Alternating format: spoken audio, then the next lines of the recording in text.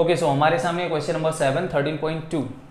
अब देखो question number 7 बोल क्या रहा है, ध्यान से समझना। इस टाइप के क्वेश्चन अधिकतर एग्जाम में आते हैं, सो अपन को बहुत क्लियर तरीके से इस क्वेश्चन को समझना है।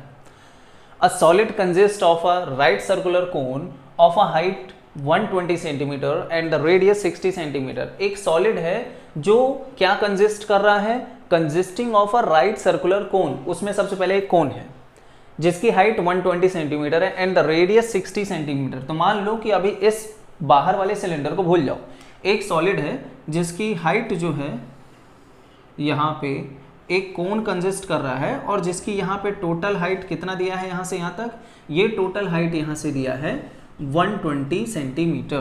क्लियर है। एंड आगे क्या बोला है, स्टैंडिंग ऑन अ हेमिस्फेयर। वो किसके ऊपर स्टैंड कर रहा है, एक हेमिस्फेयर पर ऑफ रेडियस 60 सेंटीमीटर, जिसका जो रेडियस है वो 60 सेंटीमीटर है। तो इसका रेडियस कितना है, 60 सेंटीमीटर।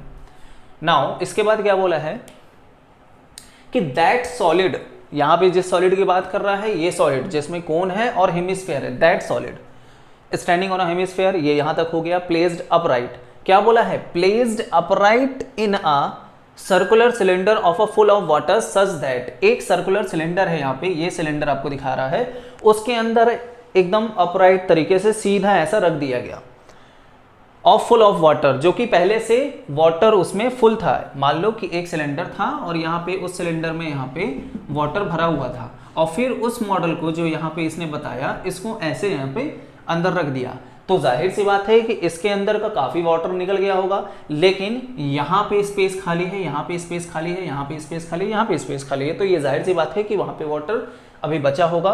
तो वही चीज पूछ रहा है यहाँ पे कि cylinder of a water such that it touches the bottom. इस तरीके से रखा उसे कि जो इसकी बॉटम को यहाँ पे टच किया और यहाँ से एकदम ऊपर से भी टच है इसका टॉप।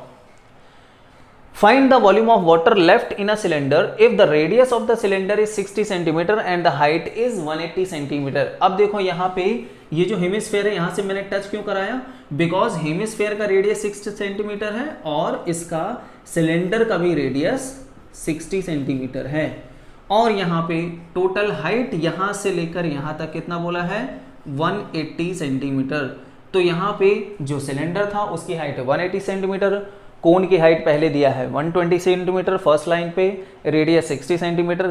जाहिर सी बात है, मैं पहले भी ये चीज क्लियर कर चुका हूं कि जब आप किसी फुल ऑफ बकेट में, उसमें वाटर पूरा फुल भरा हुआ है, अब उसके अंदर जो भी मटेरियल आप डालो और उस मटेरियल के कारण जितना वाटर बाहर निकलेगा, उस वाटर का वॉल्यूम और उस पर्टिकुलर मटेरियल का वॉल्यूम दोनों इक्वल होंगे। जैसे मैं इस सॉलिड को अंदर डालता हूं, ठीक है, अब ये सॉलिड जो बाहर वाटर निकाल देगा तो उस वाटर का और इस सॉलिड का वॉल्यूम बराबर होगा। अब मुझे यहाँ पे फाइंड क्या करना है कि इसका वॉल्यूम इसके बराबर नहीं फाइंड करना है, मुझे फाइंड करना है कि ये जो वाटर बचा हुआ है यहाँ पे, उसका वॉल्यूम फाइंड करना है। तो जाहिर सी बात है कि यहाँ पे जो बचा हुआ वॉल्यूम है वो कैसे फाइंड करूंगा। So volume of water left in,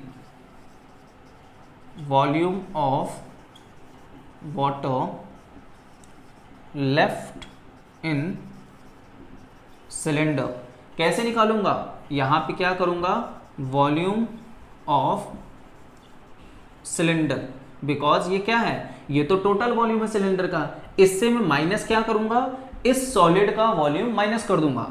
तो जाहिर सी बात है कि यहां पे क्या लिखूंगा, वॉल्यूम ऑफ सॉलिड, यहां पे सॉलिड। और सॉलिड किस शेप का है, तो सॉलिड को आपको बाद में डिस्क्राइब करना पड़ेगा। तो वॉल्यूम ऑफ सिलेंडर यहां पे लिख दिया, चलो वॉल्यूम ऑफ सिलेंडर माइनस, अब यहां पे सॉलिड में क्या क्या है, सॉलिड में कोन है और हेमिस्फेयर है, तो उनका वॉल्यूम लगा दूंगा। तो यहां पे लिखूंगा volume of cone plus volume of hemisphere. ठीक है, ये क्या है, हेमिस्फेयर है, पूरा नहीं लिख रहा हूं, ठीक, 180 centimetre that is height of cylinder. So volume of cylinder क्या है, वॉल्यूम ऑफ सिलेंडर है आपका पाई आर स्क्वायर एच। और यहाँ पे मैंने बार बार बोला है कि यदि रेडियस बार बार यूज हो रहा है लेकिन रेडियस अलग अलग है, या हाइट बार बार यूज हो रहा है और हाइट अलग अलग है, तो आप वहां पे एक इंडिकेशन के तौर पर वहां पे लगा सकते हो। जैसे हाइट यहाँ पे मैं cy लिख लेता हूँ, मतलब हाइट ऑफ सिलेंडर, ठीक, कंफ्यूज नहीं होगी इस तरीके में। इसी तरह वॉल्यूम ऑफ कोन क्या होता है, वॉल्यूम ऑफ कोन होता है 1/3 पाई आर स्क्वायर। सिलेंडर का 1/3 होता है वॉल्यूम, हमेशा ध्यान रखना। अब यहाँ पे रेडियस तो सेम है, मैं चेंज नहीं कर रहा हूँ बिकॉज 60 रेडियस सबका है। यहाँ पे मैं CO लिख लेता हूँ, height of cone, plus volume of hemisphere. Volume of hemisphere क्या होता है 2/3 पाई आर क्यूब, ठीक है। वॉल्यूम ऑफ स्फीयर होता है 4/3 पाई आर क्यूब। इसी तरह वॉल्यूम ऑफ हेमिस्फीयर उसका हाफ 2/3 पाई आर क्यूब। अब मैं क्या करूँगा, पाई सब में है, मैं पाई कॉमन ले लेता हूँ, कोई दिक्कत नहीं है। रेडियस भी सब में कॉमन ही है तो मैं रेडियस भी कॉमन ले लेता हूँ। अब यहाँ पे ध्यान देना कि माइनस जब अंदर जाएगा तो ये माइनस का हो जाएगा, ख्याल रखना इस चीज़ का।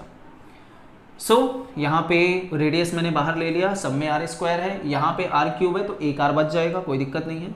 यहाँ पे बचा कुल मिलाकर HCy height of cylinder, minus यहाँ पे 1/3 बचा और साथ में HCO height of cone.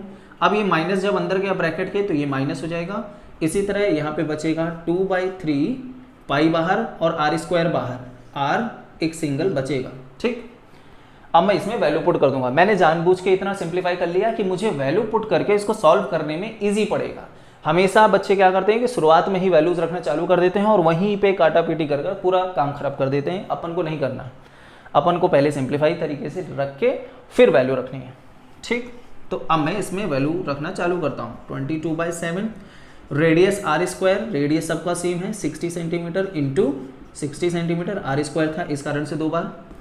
Height of cylinder that is given 180 centimetre minus 1/3 height of cone that is 120 centimetre and minus 2/3 radius is given 60 centimetre. So now 3 से cut गया, 3 2 जा 6 20 आ गया, यहाँ पे 3 से कटा 3 4 जा 12 40 आ गया और यहाँ पे 180 है, कोई दिक्कत नहीं है। Now that is 22/7 60 centimetre into 60 centimetre, 6 6 जा 3600 सेंटीमीटर स्क्वायर और इधर पे सॉल्व आउट कर लूँगा 180 माइनस 40 माइनस 40, सो माइनस 40 80 और 80 माइनस कर दूंगा 100, कुल मिलाकर यहाँ से बचेगा 22/7 इंटू 3600 सेंटीमीटर स्क्वायर इंटू यहाँ पे 100 सेंटीमीटर। अब यहाँ पे इसको सॉल्व आउट कर लो। सो यहाँ पे इसको सिंप्लीफाई करके आपका आंसर आ जाएगा 113142.57 सेंटीमीटर क्यूब। पीछे एनसीईआरटी में आंसर मीटर क्यूब में दिया है तो घबराना नहीं है। 1 metre is equal to 100 centimetre, तो सेंटीमीटर से जब मीटर में चेंज करते हैं तो 100 से डिवाइड करते हैं। यहाँ पे सेंटीमीटर क्यूब से मीटर क्यूब में चेंज करना है तो आपको 3 बार 100 से डिवाइड करना पड़ेगा। सो ये 2 पॉइंट, ये 2 पॉइंट और ये 2 पॉइंट, कुल मिलाकर 1 पॉइंट, ये पॉइंट कहाँ उठ के आ जाएगा यहाँ पे, तो इसको आप लिख सकते हो 1.13 अप्रॉक्सीमेटली यहाँ पे मीटर क्यूब लगा देना, ये आपका आंसर हो जाएगा 1.13 मीटर क्यूब। वीडियो अच्छा लगा तो चैनल को सब्सक्राइब कीजिए और वीडियो को लाइक कीजिए और साथ में इसको शेयर जरूर कीजिए।